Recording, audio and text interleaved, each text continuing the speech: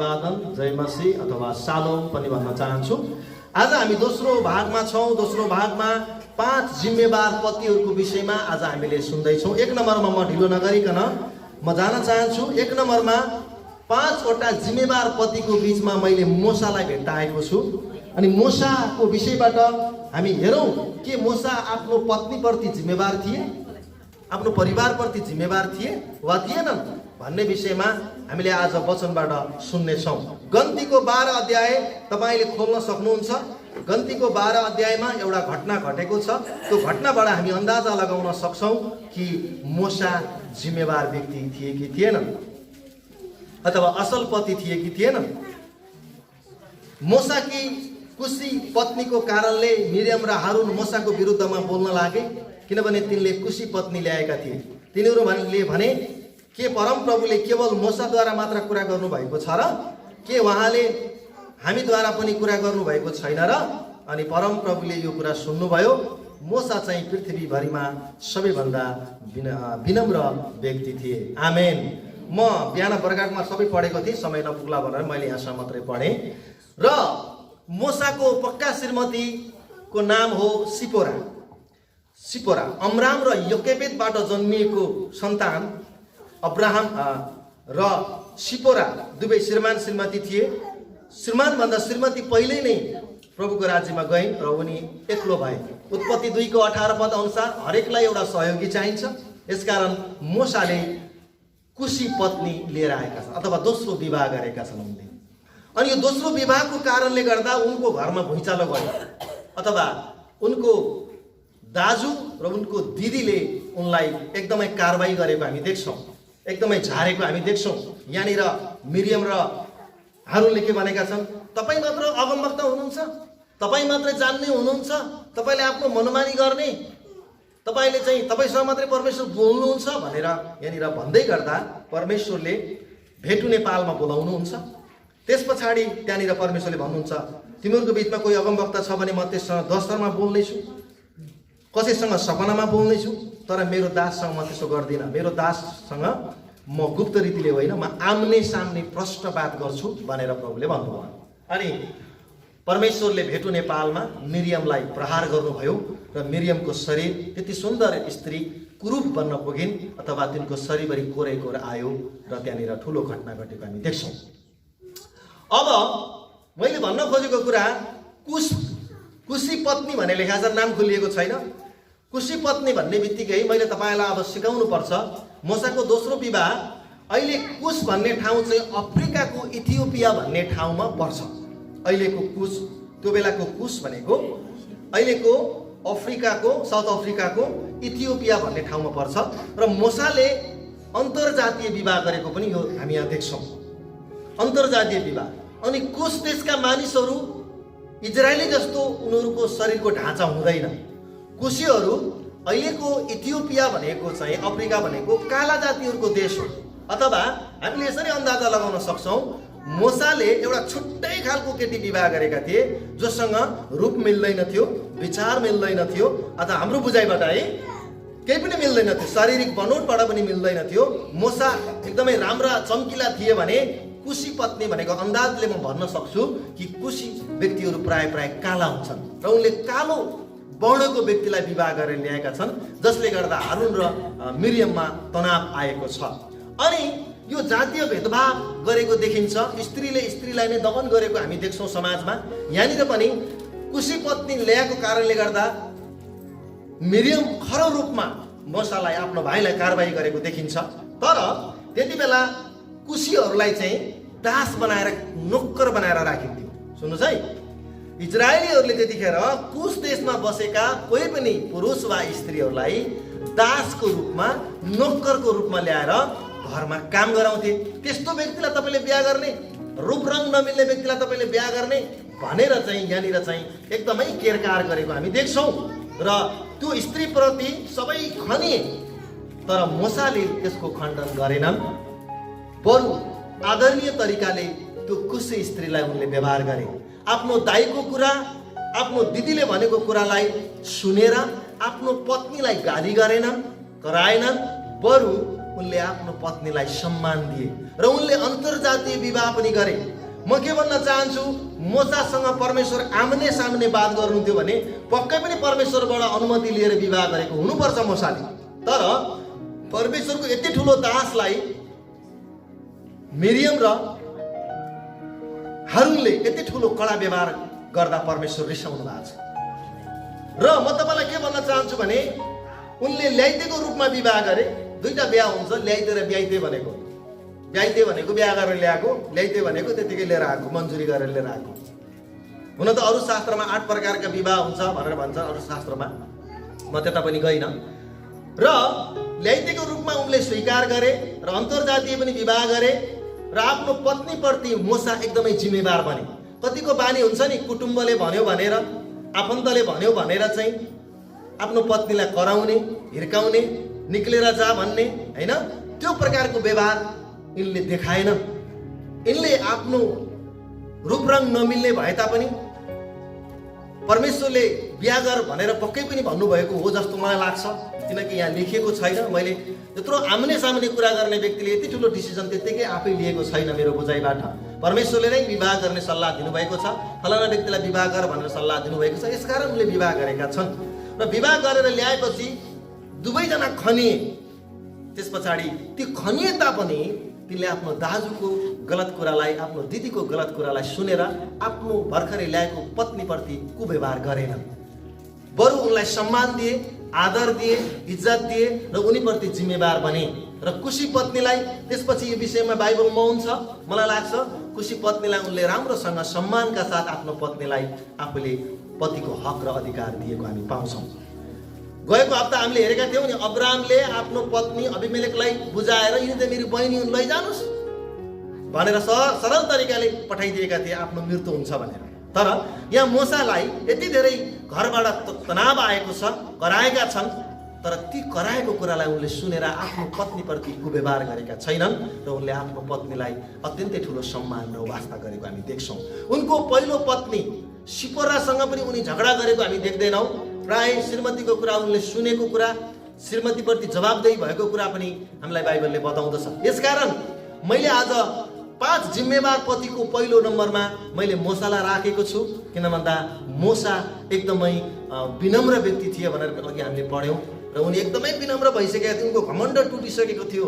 उनलाई थाहा भयो मैले श्रीमतीलाई कसरी इज्जत दिने हो, उनलाई थाहा भयो मैले मेरो छोरालाई कसरी इज्जत दिने हो, उनलाई थाहा भयो परमेश्वरलाई मैले कसरी सम्मान गर्ने हो। किनकि यिनको जीवनको उत्तराखण्डमा उनले विवाह गरेर ल्याएका छन्। त्यसले गर्दा मोसा 1 नम्बरमा मैले उनलाई के पाएको छु भने इमानदार अथवा जिम्मेवार पतिको रूपमा मैले पाएको छु। दोस्रो नम्बरमा तपाईले बोअज भन्ने व्यक्तिलाई मैले राख्छु। बोअज भनेको दाउदकै कुलको व्यक्ति हुनुहुन्छ। दाउद आउनुभन्दा अगाडि नै बोअज एउटा इजरायलीहरूको बिचमा उच्च सम्मान पाएको मान्छे हो र धनाढ्य मान्छे हो र त्यो व्यक्तिबाट आज हामीले सिक्नुपर्छ। रुथको पुस्तक तपाईले घर गएर अध्ययन गर्नुहोस्, किनकि रुथ चाहिँ मोआबी स्त्री हो। सुन्नुहोस् है, रुथ चाहिँ मोआबी स्त्री हो र इजरायलको हिसाबले उनी अन्य जाति हो र उनको एकल महिला हो। उनको श्रीमान मरिसकेका छन् र उनी आफ्नो सासूसँग टाँसिएर उनी इजरायलमा आएकी थिइन्। नाओमीका 2टा बुहारी थिए, 2टा बुहारी, एउटा बुहारीको नाम हो रुथ, अर्को बुहारीको नाम हो ओर्पा। ओर्पा मोआब देशमै फर्केर गई, तर रुथ चाहिँ आफ्नो सासूसँग टाँसिएर इजरायलमा आएकी थिए, किनकि उसको उमेरमै उसको श्रीमान बितेका थिए। अनि जब इजरायलमा उनी आउँछिन्, जब उनी सिलाबाला बटुल्नको लागि बोअजको खेतमा पुग्छिन्, बोअजले त्यतिखेर उनलाई उनको चरित्रलाई हेरे। उनी हेर्दामा राम्री सुन्दरी पनि थिइन्, तर सुन्दरी भए पनि उनी एकपटक पहिले पनि बिहा भइसकेकी 1 नम्बरमा। दोस्रो नम्बरमा उनी अन्य जाति थिइन्। तर बोअज एउटा यस्ता व्यक्ति थिए, उनले एकपटक विवाह भएकी एकल महिलालाई उनले पत्नीको रूपमा उनले स्वीकार गरे र बोअजले 1 नम्बरको बिहा गर्न सक्थे, कन्या केटी खोज्न सक्थे। उनी धनाढ्य पनि थिए, उनले इज्जत पनि कमाएका थिए, उनले राम्रोसँग एउटा अझै राम्रो केटी बिहा गर्न सक्थे। तर उनले एउटा एकल महिलालाई, पति गुमाएको व्यक्तिलाई उनले पुनः जिउने अधिकार बनाइदिए। पुनः उनले आफ्नो पत्नीको रूपमा स्वीकार गरे र उनलाई पतिको हक दिए। उनी आफ्नो पत्नीप्रति जिम्मेवार व्यक्ति बने। उनी यति ठुलो हृदय भएका मान्छे हुन् र उनले एउटा अन्य जाति स्त्रीलाई आफ्नो घरमा शरण दिए। अनि दोस्रो कुरा उनी चाहिँ एउटा विवाह भएर श्रीमान बितिसकेको केटीलाई उनले विवाह गरेर पत्नी बनाएर ठुलो इज्जत दिए। के विवाह भएर पति बितेकाहरूको निम्ति पत्नीको निम्ति अर्को जीवन छैन र? छ नि अर्को जीवन। समाजमा एकल नारीलाई अर्कै दृष्टिकोणले हेरिन्छ। मलाई कतिवटा फोन आउँछ, पास्टरजी एउटा केटीको लागि केटा खोज्नु छ, त्यो केटी चाहिँ दोस्रो विवाह भएको केटी हो, तपाईले दोस्रो प्रकारको केटा खोजिदिनुहोस् भनेर मलाई फोन आउँछ। अनि मलाई अर्को फोन पनि आउँछ, हाम्रो चर्चमा एउटा भाइ हुनुहुन्छ, एकचोटि चर्चमा बिहा भएर त्यस्तै भयो, भागिन अथवा त्यस्तै भयो, अहिले एक्लै हुनुहुन्छ, पाएसम्म कन्या केटी नै खोज्ने हो भन्नुहुन्छ। यहाँ हेर्दा हामीले एकदमै ठुलो विभेद देख्छौँ। यदि नारी विधवा भयो भने, एकल महिला भयो भने उसलाई चाहिँ 2 नम्बरकै केटा खोज्छौँ। तर यदि पुरुष चाहिँ एकल पुरुष भयो भने चाहिँ त्यो व्यक्तिले चाहिँ कन्या केटी नै खोज्छ है। नारीलाई त्यसरी हेरिन्छ, पुरुषलाई त्यसरी हेरिन्छ। मैले किन यो कुरा भन्न खोज्दैछु भन्दा, बोअजले कन्या केटी हेर्न सक्थ्यो, तर उसले कन्या केटी हेरेन। उसले रूपभन्दा बढी चरित्रलाई हेर्यो, रुथको आनी बानी हेर्यो, रुथको बोल्ने शैली हेर्यो। अनि सबै कुरा बोअजले हेर्दाखेरि यो एकल महिला भए पनि यसलाई मैले शरण दिनुपर्छ, यसलाई मैले माया ममता दिनुपर्छ, यसलाई पनि जिउने अधिकार छ भनेर उसले ठुलो हृदय राखेर उसले रुथलाई विवाह गरेको हामी देख्छौँ। र रुथ र बोअजको जोडीको विषयमा धेरै ठाउँमा प्रचार पनि हुने गर्छ। बोअज यति राम्रा मान्छे थिए र त्यति नै राम्री चाहिँ उनकी श्रीमती रुथ पनि थिइन्। र रुथलाई उनले जहिले पनि आफ्नो पत्नीको रूपमा जहिले पनि सम्मान र इज्जत दिए। उनले आफ्नो पत्नीप्रति गर्नुपर्ने आदर इज्जत उनले सम्पूर्ण कुरा गरे। यसकारण बोअज एउटा यति ठुलो हृदय भएको मान्छे हो। त्यो व्यक्तिलाई मेरो हृदयबाट सलाम गर्दछु। म यति राम्रो मान्छे जसले आफ्नो पत्नीलाई जहिले पनि इज्जत र प्रेम दिएको हामी देख्दछौँ। कहिले पनि रुथसँग झगडा भएको छैन है। त्यहाँबाट सन्तान आयो। अब एउटा बोअजको फराकिलो हृदयले गर्दा एउटा अन्य जाति मोआबी स्त्री येशू प्रभु आउने कुलको बाटो बनिन्। तपाईले मत्तीको पुस्तकमा हेर्नुभयो, लुकाको पुस्तकमा हेर्नुभयो भने 42 पुस्तामा रुथ एउटा यस्तै केटी हुन् जो चाहिँ अन्य जाति भएर पनि इजरायलको कुलसँग गाभिन् र येशू प्रभुको बजै बन्न पुगिन्। कसका कारणले गर्दा? फराकिलो हृदय भएको बोअजको कारणले गर्दा। बोअज जस्तो श्रीमान पाऊँ भनेर धेरै नारीहरूले प्रार्थना पनि गरिरहन्छन्। बोअज जस्तो श्रीमान पाउनु रुथको लागि अहोभाग्य र रुथ जस्तो स्त्री पाउनु पनि बोअजको लागि पनि ठुलो भाग्य माने। किनकि जति सुन्दर रुथ थिइन् त्यति नै सुन्दर उनको मन थियो। यस कारणले गर्दा त्यस्तो एकल नारीलाई पनि संरक्षण दिने हृदय, त्यस्तो अन्य जातिलाई पनि आफ्नो कुलमा गाभ्ने हृदय भएको यस्तो जिम्मेवार व्यक्तिलाई हामी धन्यवाद दिन चाहन्छौँ। र हामीले सिक्नुपर्छ कि एउटा व्यक्तिले श्रीमान गुमायो भन्दैमा त्यसलाई जिन्दगीभरि विधवै बस्नुपर्छ, एकल नारी भएर बस्नुपर्छ भन्ने होइन।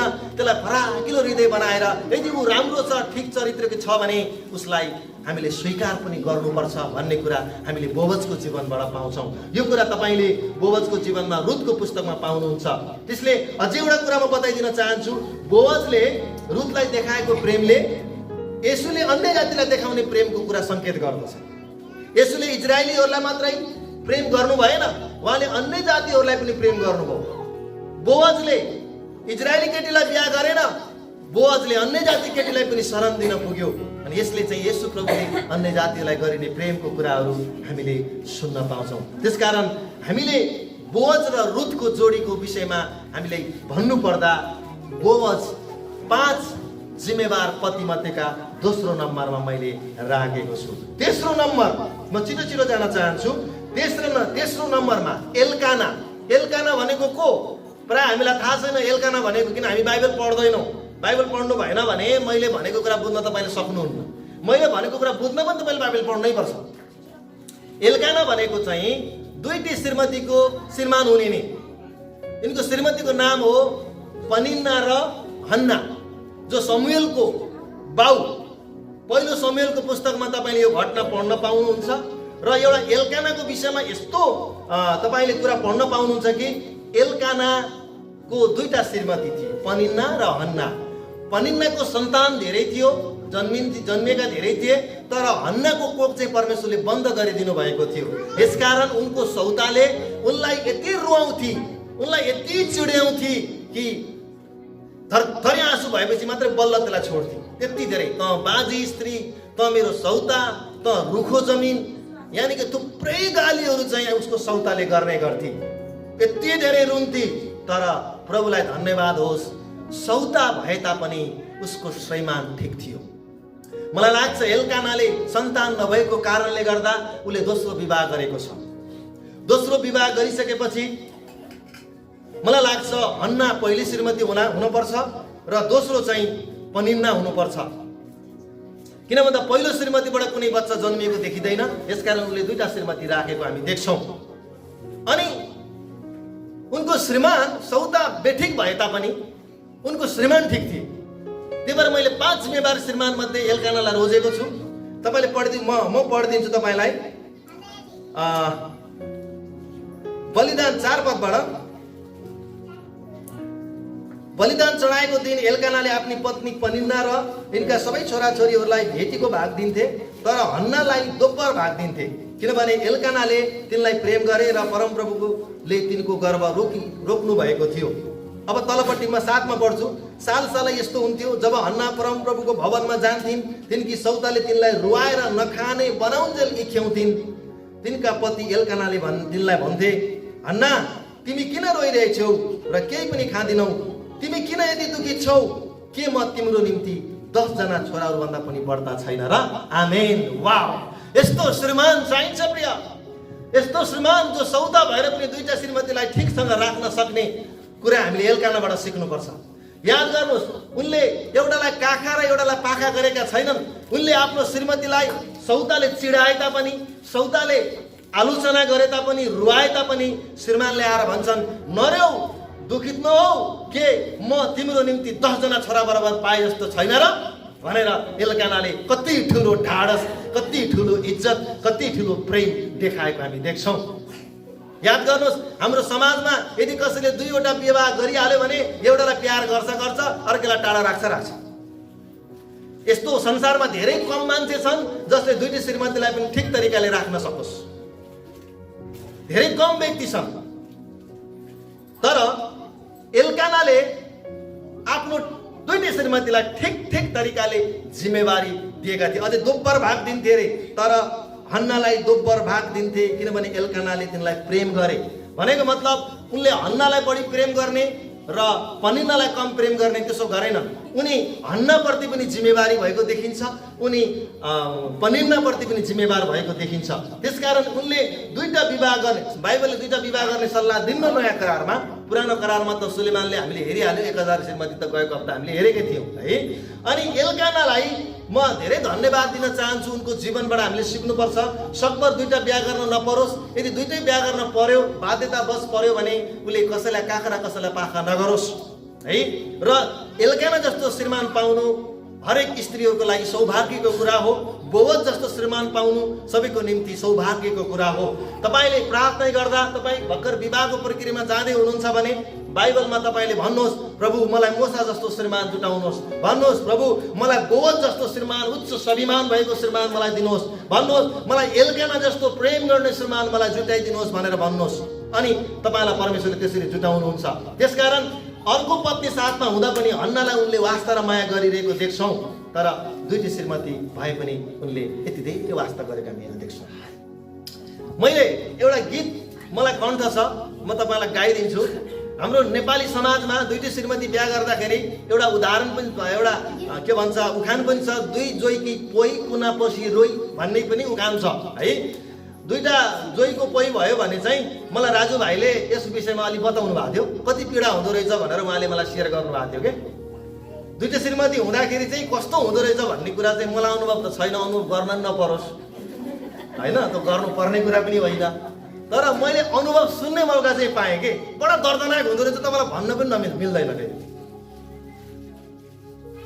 तपाईँलाई भन्दा पनि तपाईँले त पचाउनै सक्नुहुन्न, त्यस्तो कुरा मैले सुनेको छु कि दुईटी श्रीमती हुँदा कस्तो हुँदो रहेछ। त्यसकारण सपनामा पनि दुईटी श्रीमती बिहा गर्ने कुरा नगर्नुहोस्, बरु राम्रै श्रीमान माग्नुहोस्, राम्रै श्रीमती माग्नुहोस् र एल्काना जस्तो बोअज जस्तो श्रीमानको अपेक्षा गर्न परमेश्वरले तपाईँलाई जुटाउनुहुन्छ। हाम्रो नेपाली समाजमा छोराछोरी जन्मेन भने अर्को बिहा गर्ने प्रचलन छ, छोरो पाएन भने अर्को श्रीमती बिहा गर्ने चलन छ। र हाम्रो नेपाली समाजमा दुईटी श्रीमती भयो भने एउटालाई प्रेम गर्छ, अर्कोलाई दूर दूर गरिहाल्छ।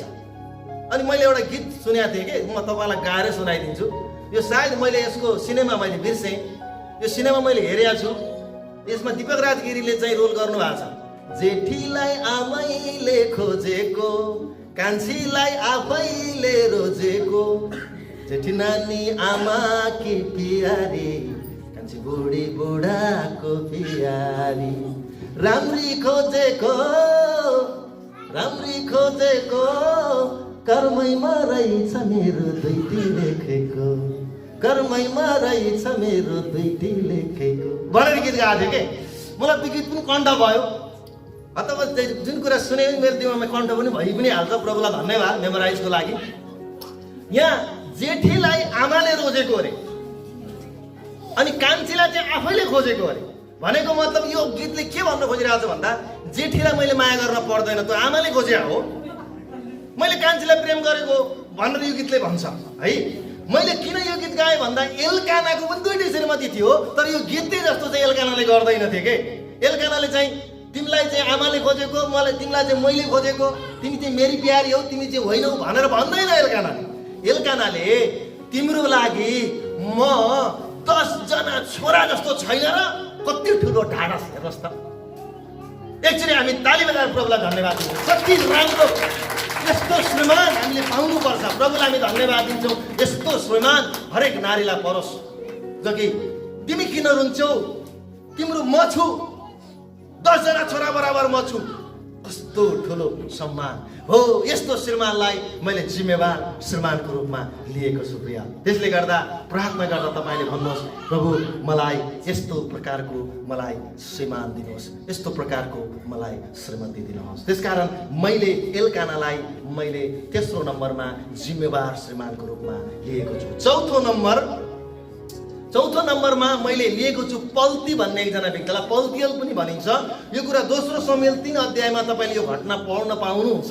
तपाईँले घरमा गएर पढ्नु होला, कृपया कापीमा लेखेर मात्र नराख्नुहोस्, गएर बेलुकी त्यसलाई रिसर्च गरेर पढ्नुहोस् मैले भनेको कुरा हो कि होइन रहेछ।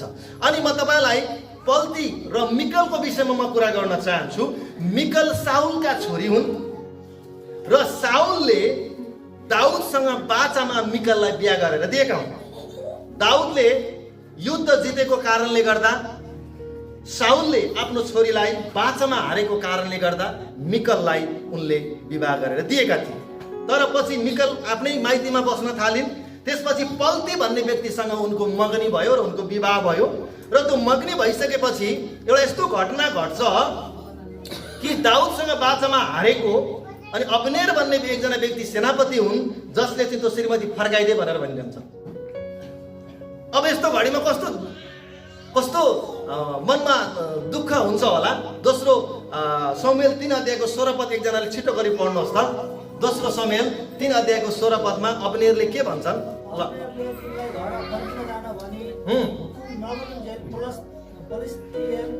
पल्तियल ओके बहुरिमसम्म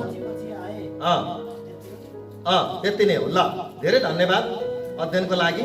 यहाँ मैले भन्न खोजेको कुरा के हो त भन्दा जब पल्तीसँग विवाह भयो, पल्तीले आफ्नो श्रीमतीलाई आफूले राख्न थाले। अब श्रीमतीले त राख्नै पर्यो, सही कुरा हो। पछिबाट अब्नेरले के भन्छन्, त्यो श्रीमती फिर्ता गरिदे, तैँले छोड्दे, अब उसलाई छोड्दे भनेर चाहिँ उनले यहाँनिर भन्छन्। त्यति भन्दाखेरि पल्तीले आफ्नो पत्नीलाई यति सजिलैसँग छोड्दैनन्, तर उनले आफ्नो पत्नीप्रति कति ठुलो हृदय यहाँ हामी देख्छौँ। पढौँ, म भर्खरै हामीले पढ्यौँ यहाँनिर 16मा है। यहाँ यसरी लेखेको छ, अब्नेरले तिनलाई घर फर्किजान भनी हुकुम नगरुन्जेल पल्तियल रुँदै रुँदै बहुरिमसम्म मिकलको पछि आए अरे। वाह, यस्तो पछि आउने यस्तो खालको श्रीमान, यति जिम्मेवार श्रीमान, छोड्दै भन्दा पनि उसले छोडिरहेको छैन। उसलाई मैले विवाह गरेको हो, म मेरो बुढीलाई छोड्दैन। ऊ चाहिँ अब्राम जस्तो भन्न सक्थ्यो, ए मेरो बहिनी हुन्। अबिमेलेकलाई बहिनी बनाएर पठाएछन्, हेर्नुहोस् त, श्रीमतीलाई बहिनी बनाएर पठाएछन्। तर यहाँनिर पल्ती जिम्मेवार श्रीमानभित्र पर्छन्, जसलाई अब्नेरले तिम्रो श्रीमतीलाई फर्काइदेऊ, उता दाउदले बाचामा जितेको श्रीमती हो, तिमीले राख्न पाउँदैनौ भनेर भन्दै गर्दा उसले भत्ता नि है भइहाल्यो, मैले अर्को ल्याउँछु भन्दैन। उसले अर्को ल्याउने लालसा गर्दैन, अर्को बिहा गर्ने बाटो खुल्यो भनेर पनि भन्दैन उसले। तर उसले आफ्नो पत्नीलाई कति ठुलो श्रद्धा, कति ठुलो प्रेम गरेको छ। हेर्नुहोस् त के भन्छ, रुँदै रुँदै बहुरिङसम्म बिकलको पछि पछि आए। रुवाई कहाँबाट आउँछ प्रिय, मलाई बताउनुहोस् त। रुवाई दुईटा कारणबाट आउँछ, एउटा दुःखबाट, एउटा सुखबाट। जब मान्छे अति हाँस्छ अनि अन्तमा त्यसले आँखाबाट आँसु झार्नु पर्छ। मान्छे जब अति दुखी हुन्छ तब त्यसको आँखाबाट आँसु झर्छ।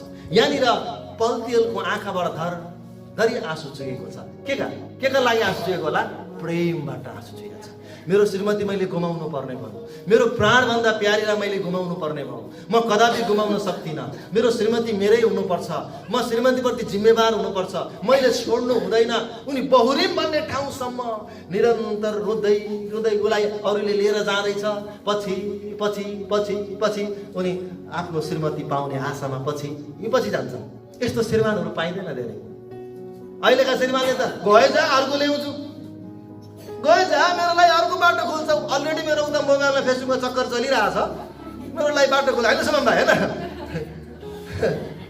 हो कि होइन? बाटो खोल्छ सुमनले मात्रै होइन, धेरैले भन्छ।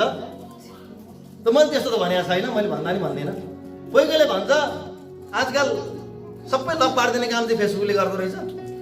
मेसेन्जरमा खुजुर खुजुर खुजुर खुजुर बिस्तारामा पऱ्यो, त्यहाँ च्याटिङ गऱ्यो, अनि त्यसपछि मोबाइल साइलेन्टमा राख्यो, अनि बुढी घरमा छ, बुढा घरमा छ, चक्कर आर्टीसँग चलिरहेछ। हो त्यस्तो मान्छेले त के गर्छ भने त्यो श्रीमानलाई नि भ्यालु दिन्न, उसले श्रीमतीलाई नि भ्यालु दिन्न, उसले अवसरलाई भ्यालु दिन्छ। त्यसले गर्दा यहाँ एल्कानाले के गर्दैछ हो र, ल अब मेरो श्रीमती भनेको हो, दाउदले लाने लैजाउँ त भनेर अब्रामले यस्तो गरेको छैन। उसले के गरेको छ, बच्चा लागेको छ, मेरो प्यारी मेरो हुनुपर्छ, मेरो प्यारी मेरै हुनुपर्छ, मेरो श्रीमती मेरै हुनुपर्छ, छोडिदिनुहोस्। उसले बिचमा भन्यो होला मेरो श्रीमती नलैजानुहोस्, मेरो आफ्नै अर्धाङ्गिनी नलैजानुहोस्, मेरो प्यारी हुन्, उनी बिना म जिउन सक्दिनँ, उसलाई म धेरै प्रेम गर्छु। पछि लागेको छ। हेर्नुहोस् त, यस्तो श्रीमान, यस्तो जिम्मेवार श्रीमानको चाहना हामीले गर्नुपर्छ। आफ्नो पत्नीप्रति वफादारीता, आफ्नो पत्नीप्रति जिम्मेवारीता यहाँनिर हामी पल्तीको जीवनमा देख्छौँ प्रिय है। पल्तीमा हामी देख्छौँ उनले राजाको आदेशलाई पनि पालन गरेका छन्, उनले अब्नेरको आदेशलाई पनि पालन गरेका छन्, तर उनले श्रीमती छोडेका छैनन्। उनले श्रीमती छोड्ने कुरा कल्पना गर्न पनि सक्दैनन्। त्यसले कारण हामीले आज सिक्नुपर्ने कुरा, आफ्नो पत्नीप्रति पल्ती अत्यन्तै जिम्मेवार श्रीमान भएको हामी देख्दछौँ। 5 नम्बरमा, ओके हामी छिटो जान्छौँ, आजकल म एकदमै सठिक तरिकाले तपाईँहरूको बिचमा ल्याउने गर्छु। 5 नम्बरमा मैले राखेको छु होसे। होसे भनेको को हो फेरि? आफैलाई होस छैन होइन। होसे भनेर को भन्दा आफ्नै होस छैन है। होसे भनेको अगमवक्ता हुन्, साना अगमवक्ताभित्र पर्छन्। परमेश्वरले एक दिन होसेलाई चाहिँ, परमेश्वरले कहिले कहिले परमेश्वरको जनलाई कस्तो कस्तो काम गराउनुहुन्छ कि गर्नै पर्ने हुन्छ बाध्य भएर। होसेलाई परमेश्वरले एक दिन के भन्नुभयो थाहा छ तपाईँलाई? ए होसे जा, फलाना ठाउँमा एउटा नामुद बेबिचारी केटी छ, त्यसलाई बिहा गर। ला हेर्नु त कस्तो काम हो। जा गएर नामुद बेबिचारिणी जो चाहिँ एकदमै नामुद छ, उसको व्यापारै त्यही व्यापार हो, उसको व्यापार नै त्यही हो, त्यो व्यक्तिलाई बिहा गर अरे भन्छ प्रभु भनेर जान्छ। तपाईँले मैले बा गरिदिउँ होला, परमेश्वरले भने भने त गर्नै भन्छ। त्यही भएर पास्टरहरूको अगमवक्ताहरूको हात खुट्टा मुख सबै बाँधिया हुन्छ। त्यही भएर कोही बेला थर्काउँछन् क्या मलाई, कोही बेला थर्काउँछन् कोही बेला। किन भन्दा अब उसले थर्कायो मैले थर्काउनै मिल्दैन, मेरो मुख बाँधिया छ। अहिले हान्न आयो ल हान त भनेर थापिनुपर्छ। मेरो त सबै कुरो बाँधिया छ। कोहीको बाँधिया छैन, उसले जे भन्न पनि भन्छ, गर्न नि गर्छ, थर्काउनु थर्काउँछ, तर हाम्रो त मुख बाँधिया हुन्छ। अनि परमेश्वरको जनको जहिले पनि परमेश्वरकै कुरालाई सर्वोपरि मान्नुपर्छ। बिचरा होसेले के गर्छ, मन नभई गएर उसले बेबिचारी केटीलाई बिहा गरेर ल्याउँछ। कस्तो गाह्रो है। यसो प्रभुले यूहन्नाको पुस्तकमा तिम्रो 5वटा पति मध्ये अहिले चलिरहेछ भनेर पहिले भन्नुहुन्छ। त्यतिहरूको नामुद त्यो व्यभिचारी केटी थिए है। व्यभिचारी भनेको केटी मात्रै हुँदैन, केटा पनि व्यभिचार हुन्छ, केटामा पनि व्यभिचार हुन्छ र हरेक केटाले नै केटीलाई व्यभिचारी बनाउने हो। केटा यदि उसँग नगइदिने हो भने ऊ व्यभिचारीको संज्ञाभित्र पर्दैन। त्यसले गर्दा उसलाई केटाले नै उसलाई व्यभिचारी बनाएको हो। अनि तपाईँले होसेको पुस्तक पढ्नुभयो भने हुन त परमेश्वरले इजरायललाई मेरो विरुद्धमा व्यभिचार गरेको छ भनेर पाठ सिकाउनको लागि उहाँले यो गर्न लगाउनु भएको हो। तर गर्न लगाउनु भएको भए तापनि होसेले गोमेर भन्ने एउटा केटीलाई विवाह गर्छन्, व्यभिचारी स्त्रीलाई विवाह गरेर ल्याउँछन्। त्यसबाट 3टा छोरा जन्मिन्छ, बट्टाबट वर्षौटे छोरा जन्मिन्छ। त्यो 3टा छोराको नामको अर्थ पनि परमेश्वरले ठ्याक ठ्याक ठ्याक दिनुहुन्छ। अनि तपाईँले यो 1 अध्यायमा पाउनुहुन्छ। यसो निकाल्नुहोस् न है। यसैले 2 पदमा जब परमप्रभु होसेद्वारा बोल्न लाग्नुभयो तब परमप्रभुले तिनलाई भन्नुभयो, जा गएर एउटी व्यभिचारिणीलाई बिहा गर र त्यसको विश्वासघातबाट पैदा भएका सन्तानलाई आफ्ना बना, किनभने यस देशले परमप्रभुलाई त्यागेर अति घोर व्यभिचारको दोषी भएको छ। यसैले तिनी गएर दिल्लैकी छोरी गोमेरलाई बिहा गरे र त्यसले गर्भवती भएर तिनीबाट 1जना छोरा जन्माए। अनि पछि 12-11 वर्षमा जानुभयो 3टा छोरा जन्मिरहेका छन्। व्यभिचारी हो भनेर जान्दै विवाह गर्ने व्यक्ति सायद यिनै होला। तपाईलाई कसैले जति नै धनाढ्य भए पनि, जति नै हरामी भए पनि तपाईलाई यदि त्यो व्यक्ति व्यभिचारी छ भनेर यदि भन्यो भने तपाईले बिहा गर्नुहुन्छ? हामीले बिहा गर्छौँ? गर्दैन।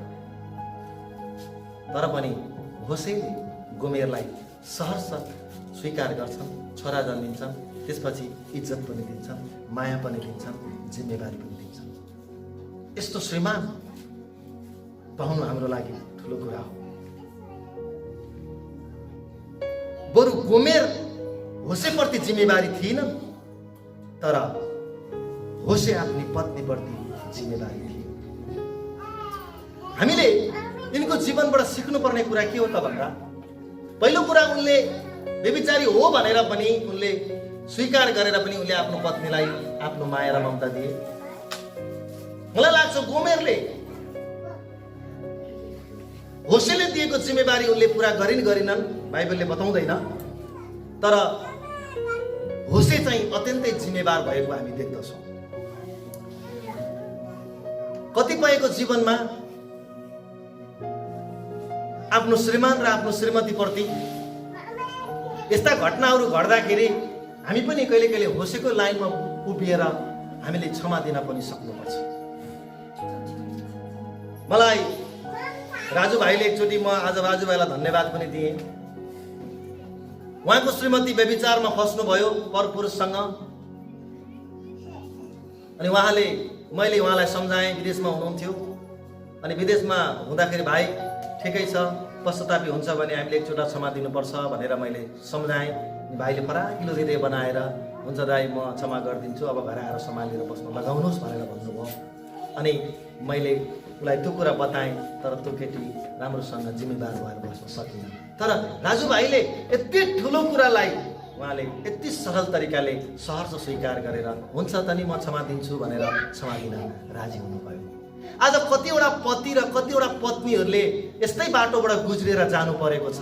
कसैका पति बिग्रेका छन्, कसैका पत्नी बिग्रिरहेका छन्, र पनि हामीले होसेको लाइनमा आएर हामीले भन्नुपर्छ, प्रभु मेरो श्रीमानलाई क्षमा गरिदिनुहोस्, प्रभु मेरो श्रीमतीलाई क्षमा गरिदिनुहोस्। यति फराकिलो हृदय बनाउन सक्नुपर्छ हामीले।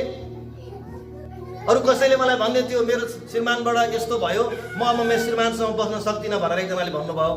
अनि मैले उहाँलाई सम्झाएँ र सम्झाएपछि उहाँले सम्झाउनु भयो र उहाँले क्षमा दिनुभयो र त्यो परिवार अहिले राम्रो छ। कहिलेकाहीँ हामीलाई परमेश्वरले यस्तो कठिन निर्णय लिन लगाउनुहुन्छ। कहिलेकाहीँ परमेश्वरले हामीलाई यस्तै बाटोबाट पनि जान दिनुहुन्छ र कतिपय बेलामा हाम्रो मनमा ती कुराहरू खुम्चिरहन्छन्। कसैको श्रीमानले यो कुरा देखिरहेको छ, कसैको श्रीमतीको जीवनमा यो घटना घटिरहेको छ। श्रीमानले श्रीमतीलाई क्षमा दिन सक्नुपर्छ र श्रीमतीले श्रीमानलाई क्षमा दिन सक्नुपर्छ। हामी होसेबाट यो उदाहरण लिन सक्छौँ। होसेले सहर्ष रूपमा आफ्नो पत्नीलाई उसले स्वीकार गरेको छ।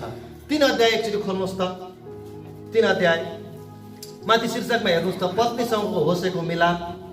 परमप्रभुले मलाई भन्नुभयो अथवा होसेलाई भन्नुभयो, जा फेरि गएर तेरो पत्नीलाई तेरो माया देखा हुन त त्यसलाई अर्को पुरुषले माया गर्छ र त्यो व्यभिचारिणी हो, त्यसलाई माया गर, जस्तो गरी परमप्रभुले पनि इजरायलीलाई माया गर्नुहुन्छ। यद्यपि तिनीहरू अन्य देवताहरूतिर लाग्छन्, पवित्र दागका रोटीहरू मन पराउँछ। हेर्नुहोस् त, हुन त त्यसलाई अर्कै केटाले माया गर्छ, हुन त त्यो व्यभिचारिणी हो, तर तैँले त्यसलाई माया गर, तैँले त्यसलाई प्रेम देखा, तैँले ठुलो प्रेम देखा। कति ठुलो कुरो परमेश्वरले आज बोल्दै हुनुहुन्छ। अनि होसेले त्यस्तो व्यभिचारी स्त्रीलाई उसले क्षमा गरे। व्यभिचारी विवाह भएर पछि झुकिएर व्यभिचार भएको हो भने त्यसलाई क्षमा दिन सजिलो हुन्छ केही हदसम्म, तर विवाह अगाडि नै व्यभिचारी भएको व्यक्तिलाई पनि सहर्ष स्वीकार गर्ने श्रीमान कति ठुलो हृदय भएको श्रीमान, कति ठुलो हृदय भएको श्रीमान। त्यसकारण म यस्तो धेरै जोडीलाई चिन्दछु, हाम्रो चर्चको मात्रै नभएर अरू चर्चमा पनि कसैको जोडीमा श्रीमानले घात गरिरहेको छ, कसैको जोडीमा श्रीमतीले घात गरिरहेको छ। अनि ती घात गरेकाहरूलाई फराकिलो हृदय भएकाहरूले क्षमा पनि दिएका छन्। म धन्यवाद दिन्छु मेरा चर्चका ती स्त्रीहरू, पुरुषहरू, मेरा चर्चका ती दिदीबहिनीहरू, दाजुभाइहरू, जसले यो सबै खराबका बावजुद पनि उहाँले आफ्नो श्रीमानलाई र उहाँले आफ्नो श्रीमतीलाई क्षमा दिनुभएको छ। यो ठुलो हृदयको लागि म परमेश्वरलाई ताली बजाएर धन्यवाद दिन चाहन्छु। थ्याङ्क यू लर्ड, हालेलुया। यति ठुलो, अनि मलाई खुसी लाग्छ किनकि मैले दिएको शिक्षाले आज यति ठुलो कुरालाई पनि एउटा त्यागपत्र दिनुपर्ने कुरालाई पनि मैले सम्झाएर कति सरल तरिकाले सम्झेर परमेश्वरको वचनलाई सिरोपर गरेर क्षमा दिएको ती जोडीलाई पनि मेरो हृदयबाट सलाम छ। परमेश्वरले त्यो जोडीलाई आउने दिनमा अझै आशिष दिनुभएको होस्, किनकि होसेको जीवनबाट हामीले यो कुरा सिक्दैछौँ। तर एउटा कुरा बिर्सनु हुँदैन, बाइबलमा हितोपदेशको 30 अध्यायको 21 देखि 23 वचनमा हामी एउटा खण्ड 4वटा कुरा पृथ्वीमा छन्। यो 4वटा कुरा चाहिँ हामीले कहिले बिर्सनु हुन्न भनेर वचनले बताउँदछ। लैजनाले पढिदिनुहोस् त, हितोपदेश 30 को 21 देखि 23 सम्म। छिट्टो पढौँ ल। तीनवटा कुराबाट पृथ्वी काप्छ, 4वटा कुरा जुन देशले खप्नै सक्दैन। एक, राजा भएको, ठण्ड अगाएको, विवाह गरेको, बस यो 4वटा कुरा म विवाह पनि परेको छ। यहाँ मैले भन्न खोजेको कुरा के हो भने, खासमा जुन व्यक्तिले जीवनमा गलत गर्यो नि, चाहे पुरुष चाहे स्त्री, चाहे श्रीमती चाहे श्रीमान मध्येमा, ऊ चाहिँ त्यो श्रीमानको योग्यकै थिएन, त्यो श्रीमतीको योग्यको त्यो श्रीमान थिएन होला, त्यो श्रीमान र श्रीमतीको योग्य नै थिएन होला, तर त्यसले योग्यको बनायो, त्यसलाई शरण दियो, माया गर्यो, ममता दियो, श्रद्धा गर्यो, उसलाई प्रेम गर्यो, र उसले प्रेम गरे पनि उसले कृतज्ञता देखाएको कुरालाई चाहिँ उसले कहिले पनि अनादर गर्नु हुँदैन। यदि त्यसले अनादर गर्यो भने के हुन्छ तपाईँलाई थाहा छ? त्यो भयो भने चाहिँ के हुन्छ भने माया नपाएकी स्त्रीले बिहा गरेर र चाकर्नी जो आफ्नो मालिकनीलाई पन्छ्याएर चाकर्नीले बिहा गरेर मालिकनीको पद दिन थाल्यो भने यो गलत हुन थाल्छ। अनि माया नपाएकी व्यक्तिले विवाह पाउँछ जो मायाकै योग्यको छैन। मैले केटीलाई पनि भनिरहेको छु, केटालाई पनि भनिरहेको छु, मैले श्रीमानलाई पनि भनिरहेको छु, मैले श्रीमती, जो श्रीमान मायाको योग्य नै थिएन, जो श्रीमती मायाको योग्यकै थिएन, तर त्यसलाई माया गरेर प्रेम देखाएर राख्यो भने ऊ जिन्दगीभरि त्यसप्रति आभारी बन्नुपर्छ। होसे अगमवक्ता जस्तो व्यक्तिले तुच्छ पृथ्वीमा सबैभन्दा पापी व्यक्तिलाई विवाह गरेर ल्याएपछि अब गोमेर होसेप्रति कति जिम्मेवार हुनुपर्छ, गोमेर आफ्नो श्रीमानप्रति कति कृतज्ञले भरिनुपर्छ, कति प्रेमले भरिनुपर्छ, कति श्रद्धाले भरिनुपर्छ, त्यसको सीमा नै छैन। तर भइदिन्छ के, माया नपाएको व्यक्तिलाई विवाह गरेर ल्याउँछ, त्यसपछि उसले टाउकामा चढ्छ, चाहे श्रीमान होस् चाहे श्रीमती। त्यो चाहिँ बाइबलले सुहाउँदैन भन्छ, सुहाउँदैन, सुहाउँदैन, सुहाउँदैन। मैले भन्न खोजेको कुरा त्यो योग्यको थिएन, लायकको थिएन, तर त्यो लायकको बन्यो भने त्यो व्यक्तिले सधैँभरि त्यो गुणलाई के गर्नुपर्छ? श्रद्धा गर्नुपर्छ। त्यो गुणलाई उसले कहिले बिर्सनु हुँदैन, चाहे त्यो श्रीमान होस् चाहे त्यो श्रीमती होस्। म यसको योग्यको थिएन, म उहाँको योग्यकै थिएन, तर पनि उहाँले मलाई स्वीकार गर्नुभयो। अघि बोझले एकल महिलालाई स्वीकार गरेको कुरा हामी देख्यौँ। त्यसरी स्वीकार नहुने व्यक्ति थिएँ, तर म स्वीकार योग्य भएँ। अब म मेरो पतिप्रति, अब मेरो पत्नीप्रति म जिम्मेवार हुनुपर्छ, म कृतज्ञ हुनुपर्छ भन्ने कुरा उसले कहिले नै बिर्सनु हुँदैन। हो, त्यो जिम्मेवारी बिर्सियो भने 4वटा अनौठो कुरोभित्र पर्छ है, अनौठो कुरोभित्र पर्छ। त्यसले गर्दा आज हामीले गोमेरको जीवनबाट, होसेको जीवनबाट थाहा गर्छौँ कि हामीले हाम्रो पत्नीलाई प्रति हामी अत्यन्तै जिम्मेवारी मान्नुपर्छ, अत्यन्तै जिम्मेवार हुनुपर्छ भनेर बाइबलले आज हामीलाई बताएको छ। तर तपाईँले बिचमा सेल्फिस नगरिदिनुहोस्। श्रीमानले तपाईँलाई देखाएको दया, श्रीमतीले तपाईँलाई दया देखाउनु भएको दयाको सधैँभरि कदर गर्नुहोस्, तर त्यसमाथि अर्को पाप गर्दै नजानुहोस्। आफ्नो पतिलाई पनि धोका नदिनुहोस्, आफ्नो पत्नीलाई पनि धोका नदिनुहोस्। कति यस्ता जोडी छन् जसले आफ्नो पत्नीलाई धोका दिइरहेको छ। कति एउटा पति छन् उसले आफ्नो पत्नीले पत्नीलाई धोका दिइरहेको छन्। यो धोका नदिनुहोस्, सबैभन्दा ठुलो श्राप पर्नेछ। यसकारण पत्नी पतिप्रति जिम्मेवार हुनुहोस्, पति पत्नीप्रति जिम्मेवार हुनुपर्छ। बाइबलले भन्दछ विवाह भएको छ एउटासँग, माया गाँसेको छ अर्कोसँग। विवाह भएको छ एउटा व्यक्तिसँग अनि साइनो जोडेको छ अर्कोसँग है। यस्तो घटना भएको छ, हाम्रै मण्डलीमा पनि भएको छ र यो हरेक ठाउँमा भइरहन्छ। तर त्यो भएर पनि, सुनेर पनि, वचन सुनेर पनि, होसेको जीवनबाट, गोमेरको जीवनबाट, बोअज र रुथको जीवनबाट सुनेर पनि उसले आफ्नो हृदयलाई कठोर बनाउँछ भने परमेश्वरको भन्नु केही पनि छैन। किन भन्दा मैले गएको हप्ताबाटै वचनबाट ल्याएको छु, 5 जिम्मेवार नभएका पतिहरू, 5 जिम्मेवार पतिहरू। मलाई बताउनुहोस् त, जिम्मेवार नभएका पतिहरूको नाम के हो? 1 नम्बरमा कसैलाई याद छ? नहेरिकन भन्न सक्नुहुन्छ। 1 नम्बरमा अब्राहम, 1 नम्बरमा आदम, 2 नम्बरमा अब्राहम, 3 नम्बरमा हजुर बिर्सियो? हालेलुया, प्रेज द लर्ड। सुलेमान, नाबाल, अनि अर्को आहासुरस राजा, बिर्सनु भयो? अनि आज हामीले हेर्यौँ 1 नम्बरमा मोसा, 2 नम्बरमा बोअज, 3 नम्बरमा एल्काना, 4थो पल्ती, 5औं होसे। अनि यो 5 जनाले फरक फरक प्रकारको कुरा गरेका छन्। मोसाले अन्य जातिलाई अर्कै कलर भएकोलाई स्वीकार गरेर ल्याएका छन्, अनि बोअजले एकल महिलालाई बिहा गरेका छन् र जिम्मेवारी वहन गरेका छन्। एल्कानाले सौतिनी श्रीमतीलाई पनि उनले स्वीकार गरेका छन् र पल्तीले आफ्नो श्रीमतीलाई छिनेर लाँदा पनि रुँदै रुँदै श्रीमती माग्दै गएका छन्। र 5 नम्बरमा देवी चारी स्त्रीलाई पनि उनले आफ्नो शरणमा ल्याएर ठुलो मान र इज्जत दिएका छन्। यस्तो जिम्मेवार पतिहरूलाई मेरो हृदयबाट नै सलाम छ। परमेश्वरले आजको वचनबाट हामी सबैलाई आशिष दिनुभएको होस् र हामी पनि 5वटा असल पतिभित्र, जिम्मेवार पतिभित्र पर्न सकौँ भन्दै आजको वचनले हामी सबैलाई आशिष दियोस् भन्दै सबैबाट वचनबाट विश्राम लिन चाहन्छु। धन्यवाद। जय मसीह। शालोम।